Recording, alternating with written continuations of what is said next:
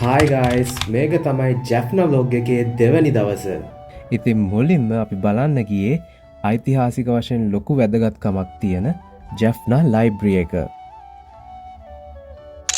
Library එකෙන් පස්සේ උදේටයි දවල්ටයි දෙකටම හරියන්න මේකෙන් තමයි අපි කෑවේ. මේකේ නම ආරාල් සලේම් බිරියානි. කෑම නම් සුපිරි. දවල්ට හොඳට කාලා අපි ගියේ නල්ලූර් කෝවිල බලන්න. හැබැයි නල්ලූර් කෝවිල දවසකට ඕපන් කරන්නේ 3 පාරක් විතරයි. මේ ටයිම්ස් වලට ගියොත් ඔයාලට නල්ලූර් කෝවිල ඇතුලේ තියෙන පූජාවත් බලන්න පුළුවන්.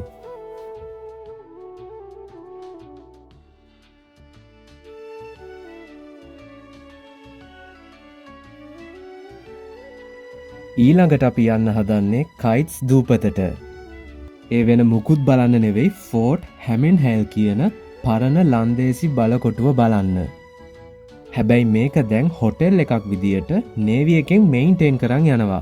ඕන නම් ඔයාට මේකේ රැයක් ගත කරන්නත් පුළුවන්. මේ වගේ හිරකොටියක නෙවෙයි. මෙහෙම ලස්සනට රූම්ස් 8ක් විතර මේකේ දැනට තියෙනවා.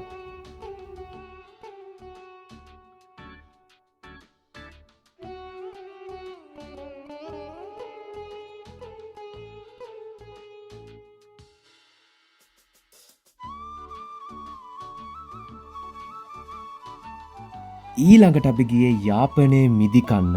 මෙතන නම උරුම්පිරයි ග්‍රේප්ස් ගාඩන්. මෙතන යන්න කලින් කෝල් එකක් දීලා යන්න. මොකද හැමතිස්සෙම මෙතන මිදි නැහැ. එදාට අපි රෑට කෑවේ මෙතනින්.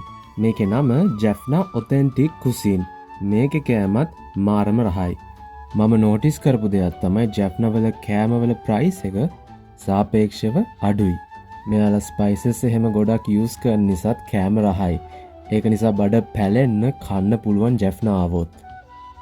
අපි ජැෆ්නා වල රැට නතර උනේ ජේ හොටෙල්ස් වල. මේක තියෙන්නේ ජැෆ්නා ටවුන් එකේමයි. ඉතින් මේ විදියට තමයි ජැෆ්නා වල සෙකන්ඩ් ඩේ එක අපේ ගත උනේ.